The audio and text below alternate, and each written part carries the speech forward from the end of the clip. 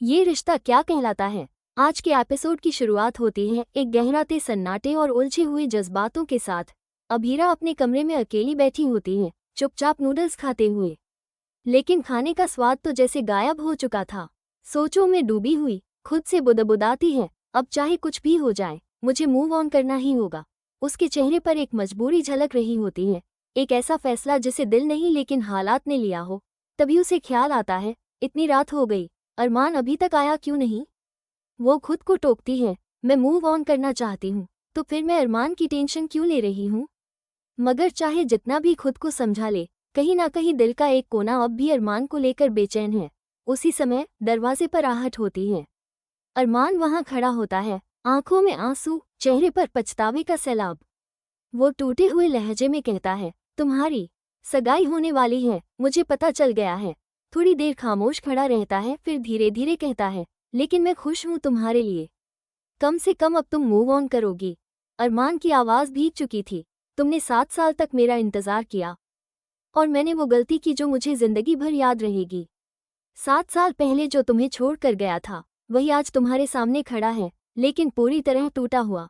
उसकी आंखों से बहते आंसू रुक नहीं रहे थे। यह आंसू तुम्हारे लिए हैं, कोई बद्दुआ नहीं। मैं नहीं चाहता कि तुम्हें मेरे दर्द की कोई सजा मिले। अभीरा बस खड़ी उसे देखती रहती है, कुछ कह नहीं पाती। वो चाहती है उसे रोकना, पर शब्द जैसे गले में ही अटक जाते हैं।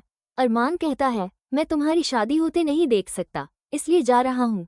जैसे ही अरमान मुंह फेर कर जाने लगता है, अभीरा का दिल धड़कने लगता है। वो चाहती है उसे पुकारे, रोके, मगर बस देखती ही रह जाती है। उसकी आंखें भी भीग जाती हैं, अंदर ही अंदर टूटती है। वहीं अरमान उस जगह पहुंच जाता है जो उसके लिए और अभीरा के लिए खास रही थी। वहां बैठकर वो उस मंगलसूत्र को देखता है जो कभी अभीरा का था। उसकी यादें आंखों के सामने घूम जाती हैं। वो खुद से कहता है, तुम एक अच्छी फैमिली डिजर्व करती हो, एक ऐसा पार्टनर जो तुम्हारा ध्यान रखे। अंशुमान अच्छा है, वो तुम्हें प्यार करता है और मैं जानता हूँ कि तुम भी धीरे धीरे उसे चाहने लगोगी। तुमने आज तक मेरा वेट किया, लेकिन अब ये सब मैं देख नहीं सकता। अरमान रोते हुए खुद से जूझता है, तभी वहां कियारा पहुंच जाती है। अरमान उसे देखकर हैरान हो जाता है और कहता है, तुम इस वक्त इस जगह क्यों आई हो। कियारा मुस्कुराकर कहती है, तुम मेरे भाई हो, मैं बिल्कुल सेफ हूँ।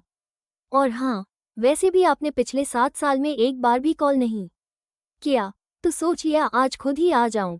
वो उससे थोड़ी सी शिकायत करती है, लेकिन उसकी आंखों में अपने भाई के लिए चिंता भी साफ झलक रही थी। अरमान कहता है, मुझे पता है कि मैंने गलती की, मैंने फ़ोन नहीं किया, लेकिन प्लीज़ मुझे माफ़ कर दे। फिर कियारा बैग खोलते हुए पूछती है, जानते हो मैं क्या लाई हूँ। अरमान थोड़ा चौंकते हुए पूछता है, क्या लाई हो। तो वो जवाब देती है, नई बेंच बनानी है ना। तुम्हें बेंच बनाने का बहुत शौक है। अरमान उदास होकर कहता है, बेंच किसके लिए बनाऊं, अब मेरी कोई फैमिली ही नहीं बची।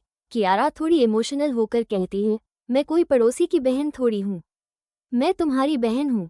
और एक एक करके सब मुझे छोड़कर चले गए।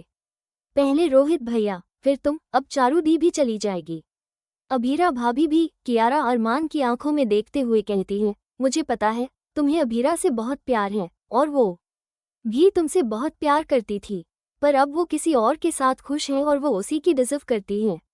मुझे तुम्हारे लिए बहुत बुरा लग रहा है भाई, पर ये सच है। अरमान चुपचाप एक डायरी में सब कुछ लिखता है, अपने इमोशंस, अपनी गलतियों, अपने अफसोस और वो सच्चाइयाँ जिनसे अब वो भाग नहीं सकता। उस लेटर को वो छुपा देता है, शायद हमेशा के लिए। इसी बीच डोरबेल बजती है। अरमान दरवाज़ा खोलता है, सामने उसकी बेटी खड़ी होती है। वो शिकायत करती है, आप इतने दिन मुझसे दूर क्यों रहे।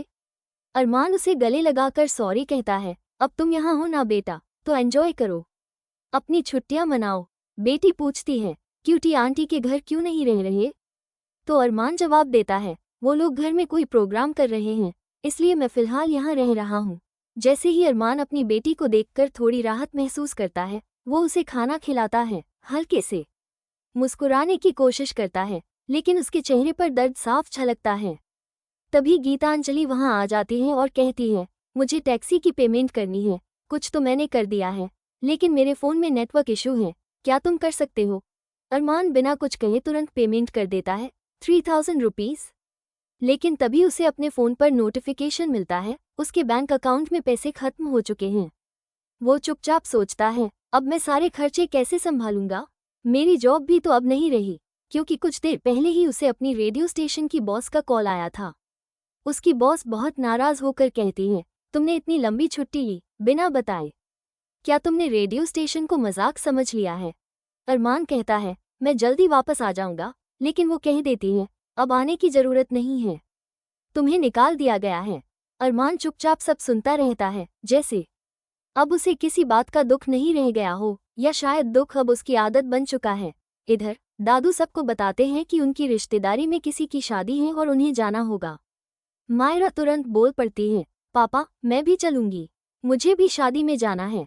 वो इजाज़त मांगती है और थोड़ी मनोहार के बाद परमिशन मिल जाती है। पापा कहते हैं, ठीक है, लेकिन ज़्यादा शरारत मत करना और वीडियो कॉल करते रहना। दादू को तंग मत करना। मायरा चहकते हुए कहती है, ठीक है, बिल्कुल ध्यान रखूंगी। अब सीन कट होता है अभीरा के घर पर, जहां माहौल थोड़ा भारी है। दादी सा विद्या से कहती हैं, जल्दी से मेरा ब्लाउज तैयार कर दो।